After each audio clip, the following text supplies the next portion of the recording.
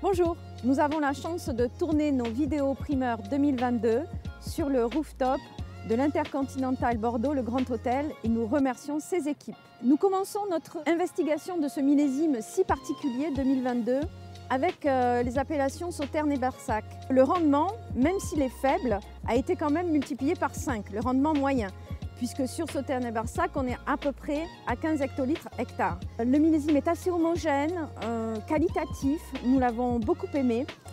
Et en ce qui me concerne, mes deux coups de cœur sont Bastor-la-Montagne, donc qui est un Sauterne millésimé bio, racheté par le groupe Elfriche, les Grands Chais de France, en 2018.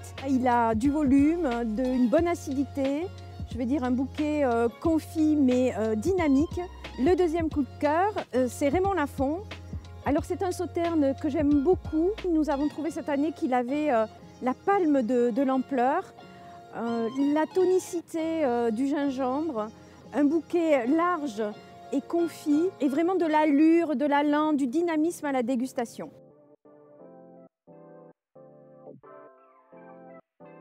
À Pessac-Léognan, on a un millésime qui a beaucoup de caractère, qui est en profondeur vraiment sur les rouges et je dirais peut-être plus en largeur sur les blancs. Nos coups de cœur, sans surprise ou avec surprise, c'est l'écart Maubryon évidemment. Ce qu'il a été observé, c'est vraiment une grande résilience de ce clos par rapport aux aléas climatiques.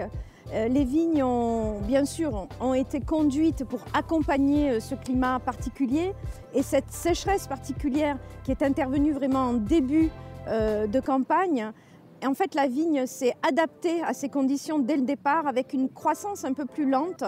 Et le résultat, c'est un Maubryon qui est vraiment profond, éclatant de fruits, avec des tanins précis. Il y a une belle concentration, mais il y a aussi la fraîcheur, l'équilibre qui va permettre d'aller très loin. Autre coup de cœur à Pessac-Léognan, c'est Aubailly. Aubailly est merveilleux. Là aussi, les vignes sont âgées et c'est une des clés de la réussite, bien sûr avec l'accompagnement des équipes de Aubailly qui sont très performantes. J'ai trouvé une élégance dans ce vin assez exceptionnelle.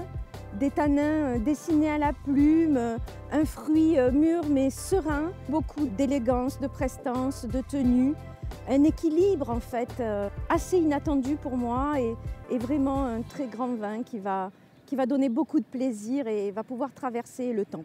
En blanc, j'ai apprécié Château Prouins.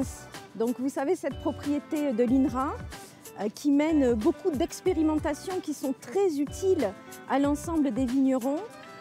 Donc il y a la production de vin bien sûr, avec un cru classé de Grave blanc cette année vraiment d'une belle largeur, avec un aspect désaltérant, avec un bouquet exotique restant frais, une bonne maîtrise de l'amertume, enfin juste ce qu'il faut. Châteaubrand en blanc nous offre une cuvée particulièrement droite, fraîche, bien construite.